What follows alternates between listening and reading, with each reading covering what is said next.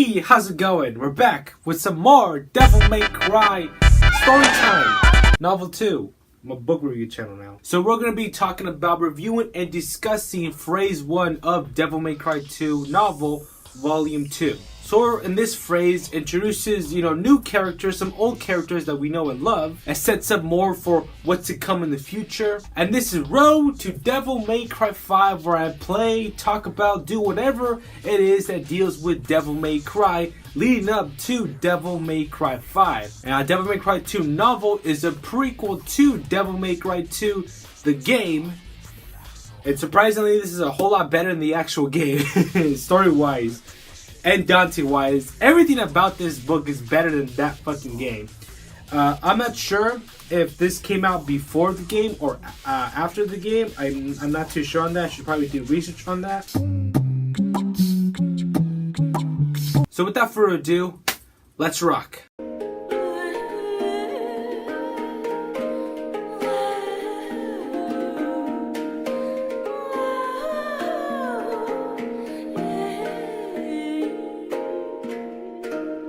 Now, the one thing I loved about Devil May Cry novel Volume 1 was the whole world building in that novel. It didn't have such big world building in the whole demon world and everything like that. It mainly built up the world where the mercenaries, how they do their jobs, where they go to get their jobs. It wasn't expanded too much what we got, but we did get enough information to know how they do their job. And how Dante, aka Tony, in that book, did his business, how he got his jobs. But now we all know who Dante is and we know how he works. There's still mercenaries that go at night, go to some locations to get jobs. People get mercenaries those jobs, they pay them, they get the job done, just like that.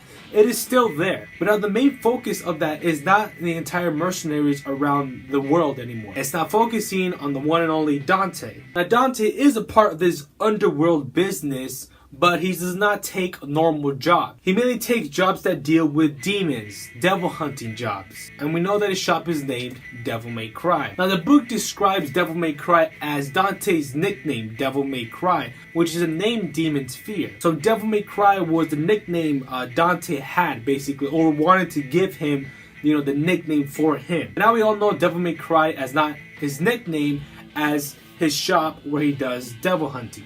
Now the one thing I love about Phase 1, the way they introduce Dante, is that it's DMC1 Dante. It isn't Devil May Cry 2 Dante, where he has no emotion, he barely talks. This Dante in this novel is Devil May Cry 1 Dante. The one where those one-liners talks demons down no matter how big they are, and just cocky as hell. Well, not cocky like in Devil May Cry 3 Dante, because in Devil May Cry 3 Dante he is like around 19 to 20 years old. He's in that young age. But in this one he's much older. He makes those one-liners very mature, like in Devil May Cry 1. So I like that this Dante has more character, has emotions, talks, makes comments here and there. It's a Dante we know and love, and I love that they added it. So we see Dante in his shop, chilling like all the time. And we see an old face, Enzo. Enzo in the previous novel was the one that brought Dante his jobs for him to do. Enzo does the same thing here for Dante getting jobs. But Dante mainly kind of ignores all the jobs that Enzo brings. Because it's not devil hunting. Dante is only interested in devil hunting jobs, because that is what he lives for. That's why he fights. He will hunt demons. Later in that scene, Enzo brings up Trish. Enzo tells Dante, where is that one woman that you used to work with? Where is she? Have she left you? What have you done? And Dante does not answer the question, but ignores him and makes him change the subject by giving him a very evil glare. So we're not sure where Trish is at the moment in this novel, so we're not sure where she is. Probably doing some devil hunting job somewhere. And all of a sudden, Dante gets a call. We have no information who called, what's the job about. Dante just gets up, gets his 2 ebony and ivory, his classic sword rebellion, and goes off to go to the job. Enzo is curious, so he offers to drive Dante to the location. And where Dante goes into this mysterious temple. While he's going to this temple, they stop midway in the woods. Dante gets off here and he goes off by himself. Enzo is curious and he wants to precede Dante, but then a mysterious shadow comes up behind Enzo, almost killing him. Bingo. But we have Dante's 7th day, one-shots the demon, the shadow falls to the ground, disintegrates, and this was Enzo's cue to get the fuck out of here, and so he leaves.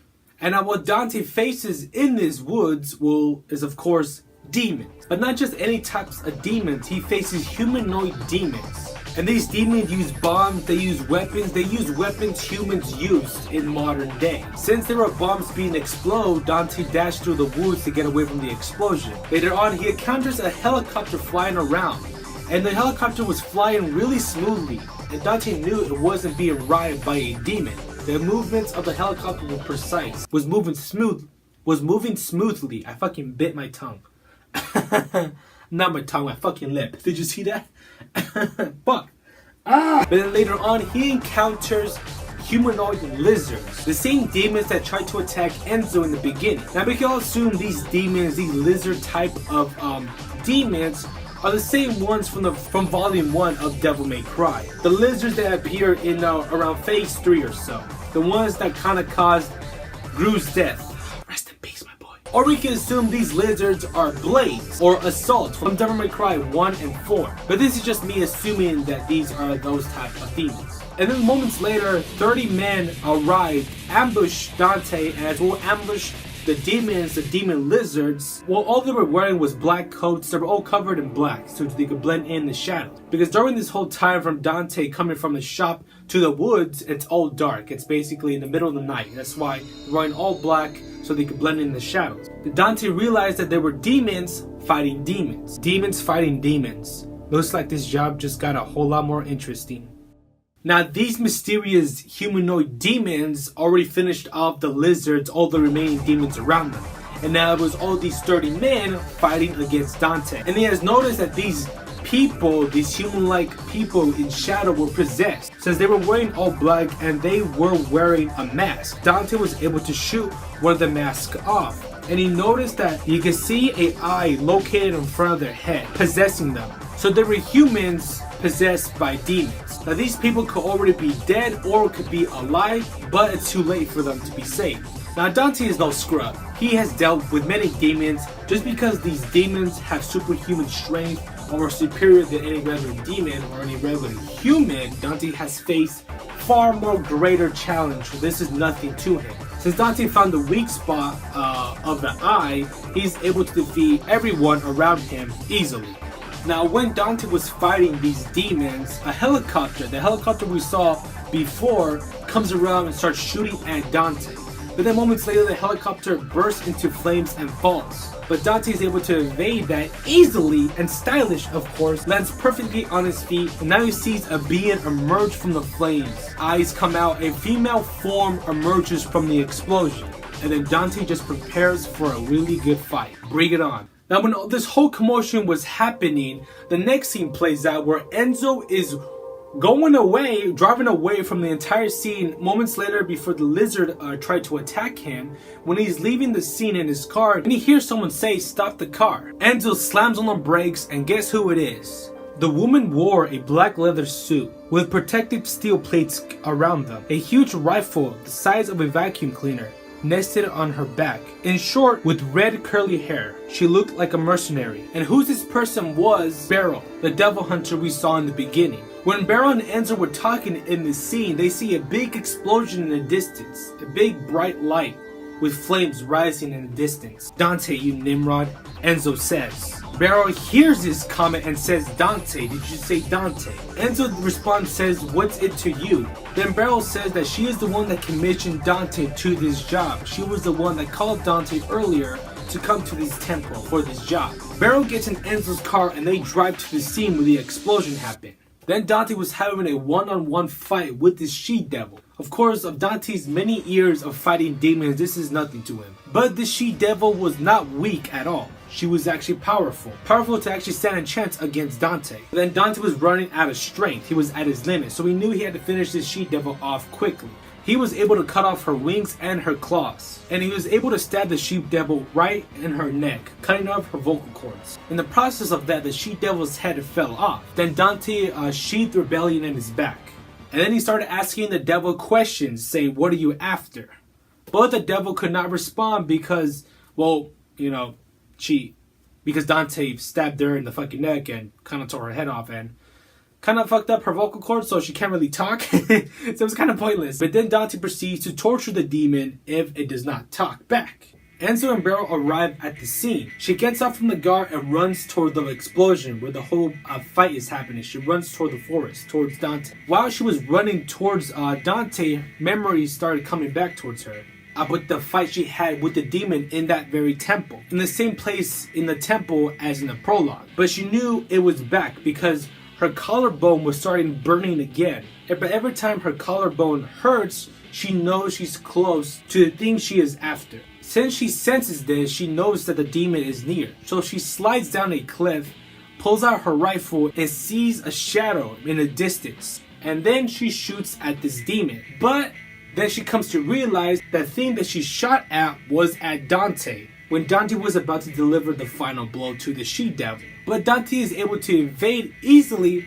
She realizes her mistake and the demon flees. But of course, because Dante is a badass, he comes out unharmed. So Dante walks up to her, pats her on the back and says, well, your job is complete, babe. Of course, Beryl feels sorry and she's disappointed herself for mistaking Dante for the demon she is after. Now Beryl tells her story on why she's here, what is she after, and why she contacted Dante. Now the item that Beryl is after is called the Beastheads. She's been chasing this item long before she became a devil hunter. She doesn't explain how she found it, she doesn't explain what this item does, but certain events happen to Beryl and now she's able to sense this item when it's nearby. So the demon Dante was fighting, it was the same demon in the prologue which Beryl was fighting. The demon was able to get into the vault and get the Beastheads. Now this item was smuggled away from the underworld into the human world 2,000 years ago.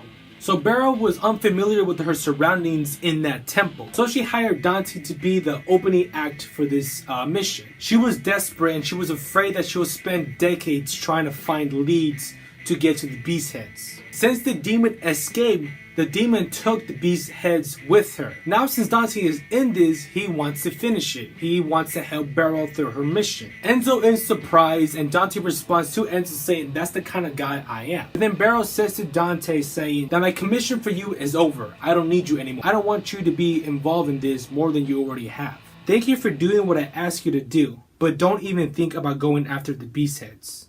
So now in this chapter we get introduced into a new character, Dukas. Now Dukas is a nobody. What people call him, they call Dukas the Rat. He is a nobody that lives a very poor life. Dukas' job is mainly extortion. But instead of calling that, he calls it donations. So every time in the middle of the night he asks pedestrians to say, to give out donations for him. So there's one particular night he did not earn enough donations, but the higher ups in the city did not care if he did or did not make a dime. They still expect the money. But every time he gets a donation, he still gets a little cut for food, for his rent, for all that stuff. He goes to his apartment, lies there, wishing that something different happened. He wants his whole thing to be over. Man, if a little luck came my way, who knows what I could do? Just one chance. That's all a guy like me needs. There'll definitely be something good waiting for me tomorrow. And, well, he was half right.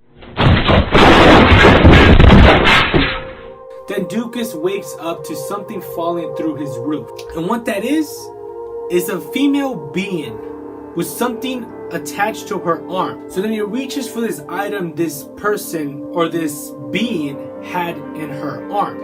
It revealed a small statue. It had 3 lion heads or a dog of some kind. It was small enough to fit in his palm. I bet I could sell this for a lot, he thought. The potential it might have. Potential. Then he jumped and heard a voice around his room. What potential? It wasn't a voice at all. It was in his mind, his conscience talking to him. Or maybe something else. I want to know how far I can go, he screamed. Tell me. Show me my potential, he screamed. So we all know the mysterious being that fell to Dukas' roof was the she-devil that Dante and Beryl fought previously. Then all of a sudden, someone named Chen arrives to the scene with a bunch of men. Dukas knows him as Boss, but Chen does not know him personally, but Dukas has seen Chen around. Chen, boss of an organized crime in the area. As he arrived, multiple men in black arrived as well, circling the area. Then he examines the she-devil that's in the rubble and notices that this demon is a higher demon. So they talk for a while, and then Chen lets him go freely, knowing that he has the statue, the Beastheads, with him, to see what Dukas does with the Beastheads. And that ends phase 1 of Devil May Cry 2 novel volume 2. So interesting phase, it sets up more stuff. It has not confirmed what the Beastheads does, what its power does. We all know that Dukas has the Beastheads and wants to see his potential of himself. He wants to see what he can do. So I did enjoy this phrase quite a lot, honestly, mainly because seeing imagining Devil May Cry 2 Dante with the classic DMC1 Dante as his own character in Devil May Cry 2 Dante. So well, it's good to see that. Now there's a little bit of mystery for this Chen guy for what his plans are in the future with Dukas, with his demon, and for whatever he wants to do in the future. He is very intrigued for the events that happen. He is not unknown to demons since he approached the body so easily. He knows that there's demons, he knows about the Beastheads, he knows something important. Of course, there's a whole lot more details in the scenes, in the fights. This is just me briefly summarizing the events that happen in the novel. By this first phrase, if you're interested in the novel, I really do suggest you reading the novel. Of course, I did tell you some parts of what happens in the novel, but I did not tell you what the Beasthead's purpose is, what its power is, why it's there, what Chen is after, what Beryl's backstory, why her collarbone hurts every time she's near this item. So if you are interested in a novel, I suggest you get it and read it. It's very cheap, it's under $10. I got it on Amazon easily. So if you're interested, I really do suggest reading it because it's very interesting. So yeah, I hope you guys enjoyed this video of this phrase. I really can't wait to share more for you guys. So yeah guys, I'll see you guys in the next phrase. My name is Beryl, so that's Bray. Later.